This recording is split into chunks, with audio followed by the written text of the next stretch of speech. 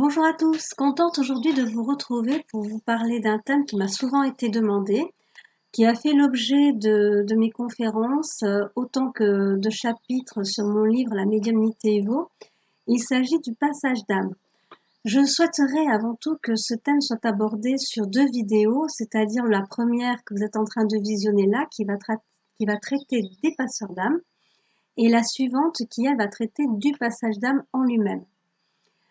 Déjà avant tout, la première question souvent qui m'est posée, que ce soit sur mon groupe Facebook, que ce soit durant mes conférences ou quoi, c'est: est-ce que nous sommes tous passeurs d'âme? Également, souvent on me dit, voilà, j'ai consulté quelqu'un qui m'a expliqué, on m'a dit que j'étais passeur d'âme, passeuse d'âme. Moi, dans l'absolu, je vous répondrai que un passeur d'âme, on le reconnaît déjà au fait que ce soit un médium. C'est une nécessité. Vous ne pouvez pas être passeur d'âme si vous n'êtes pas médium, c'est la base. Donc au niveau de la médiumnité, vous verrez aussi mes précédentes vidéos qui en parlent souvent, par-ci par-là, sur les diverses vidéos que j'ai pu faire. Au niveau de la médiumnité, c'est une aptitude qui pour moi est quelque chose d'inné, c'est-à-dire qu'on le porte en soi, et par un parcours de vie, une mémoire karmique aussi, par une évolution dans votre propre vie actuelle, par un chemin de vie, ce potentiel que vous avez au niveau de la médiumnité se révèle à vous et s'impose surtout à vous. C'est-à-dire qu'au niveau des médiums, pour moi, on ne devient pas médium. C'est-à-dire qu'à la base, on est médium, on porte ça en soi et par des concours de circonstances, ça s'impose à vous. C'est un phénomène qui aussi remonte à l'enfance. C'est-à-dire que généralement, les médiums purs, ce sont des personnes qui, dès leur petite enfance, ont été confrontées, ont été exposées à des expériences paranormales, au fait de voir des défunts, au fait de voir des ombres, des présences en tout cas tout autour d'eux. Donc ces personnes-là, au niveau de la médiumnité, c'est quelque chose qui est inné, qu'elles portent en elles et qui, par leur histoire de vie, par leur chemin de vie, leur parcours spirituel et leur éveil, se déclarent. Mais à la base, ça s'impose à la personne. Donc le médium, à la base, c'est la faculté d'être l'intermédiaire entre deux états de conscience, entre plusieurs plans énergétiques ou plusieurs plans de conscience, sur le plan immatériel vers le plan matériel. Donc le médium a affaire à l'invisible, j'allais dire H24, parce que dans les faits c'est ça, hein, qui est médium le vit H24 tout au long de sa vie, et après, par l'expérience, par la pratique, par un savoir-faire, les médiums ont appris à mettre le petit bouton on-off, c'est-à-dire qu'on arrive à se mettre dans une petite bulle, alors pas nécessairement de protection, mais dans une petite sphère privée, le temps un petit peu de se déconnecter de ce monde invisible, et après, à volonté, le plus souvent, on arrive à remettre cette connexion en route parce on se rend disponible tout simplement pour l'au-delà, pour l'astral, pour les guides, les défunts, les entités, et ainsi de suite. Donc, à la base, un passeur d'âme est nécessairement médium, c'est-à-dire qu'il vit cette interaction avec le monde énergétique, avec le monde spirituel, par le biais de l'empathie, par le biais de flash, par le biais de vision.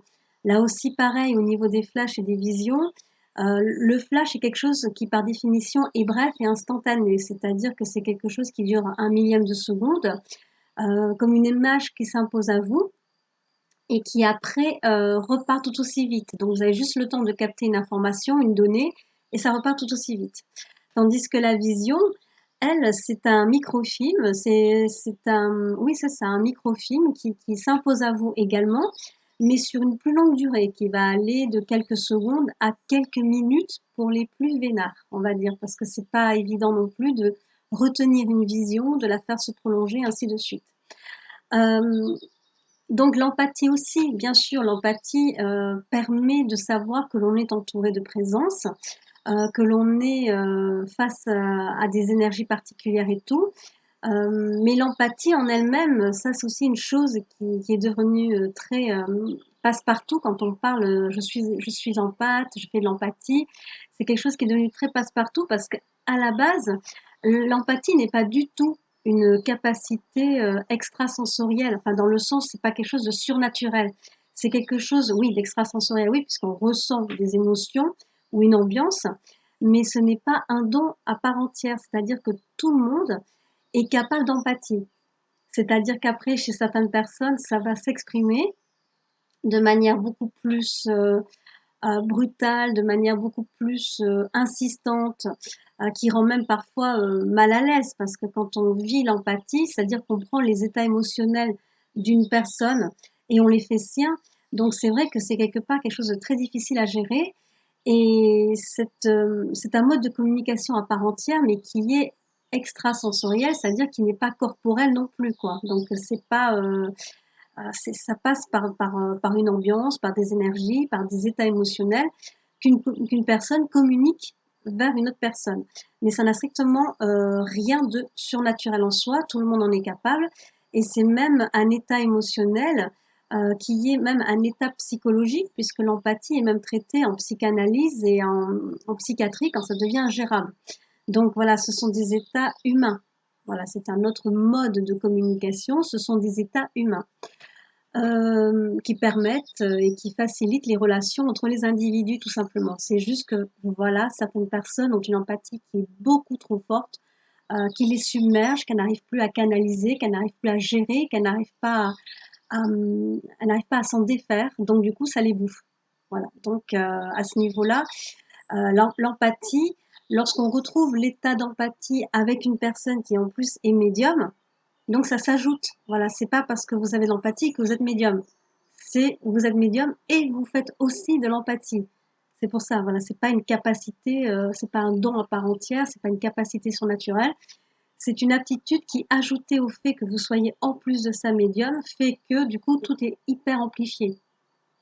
Et ça vous permet, c'est un outil de travail, c'est un outil de communication qui va vous permettre aussi de capter, j'allais dire, des ondes au niveau vibratoire, des états émotionnels de la part des défunts, des intentions, des ambiances de lieu, des énergies de lieu.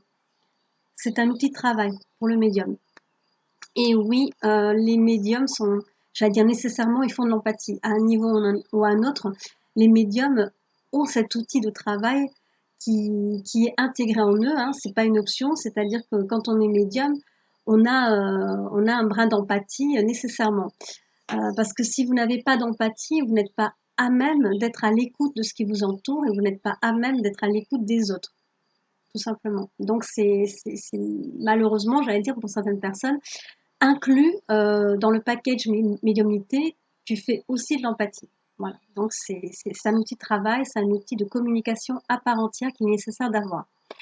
Donc la médiumnité, comme j'expliquais, c'est le fait de percevoir l'invisible, c'est le fait d'être capable d'interagir avec l'invisible, c'est-à-dire que vous avez soit de la clairvoyance, soit de la clairaudience, des clairsentis, c'est-à-dire qu'au niveau de tout ce qui est ressenti par vos sens, vous le ressentez même quand les choses ne sont pas présentes physiquement autour de vous, mais vous pouvez ressentir, mettons, l'odeur d'un défunt, vous pouvez ressentir que l'on vous touche alors que voilà, il n'y a personne à côté de vous, mais c'est un défunt, un esprit ou même une entité qui est à vos côtés et qui vous touche et qui trouve ces clairsentis chez vous et qui les active entre guillemets. Donc le médium, c'est pour ça que ça après c'est mon point de vue à moi, je ne demande pas à ce qu'on y adhère, mais pour moi fondamentalement, un médium ne peut pas ignorer qu'il est médium. Voilà, quand on me dit: «On m'a dit que j'étais médium», moi je vais arrêter net la personne en disant: «Mais oui, mais vous, est-ce que vous ressentez? Est-ce que vous voyez? Est-ce que vous percevez quoi que ce soit?» «Non, pas du tout, mais on m'a dit que j'étais médium». J'ai tendance à dire, prudence. Voilà, prudence parce que voilà, si on commence à vous mettre des idées dans la tête alors que de vous-même, il n'y a rien,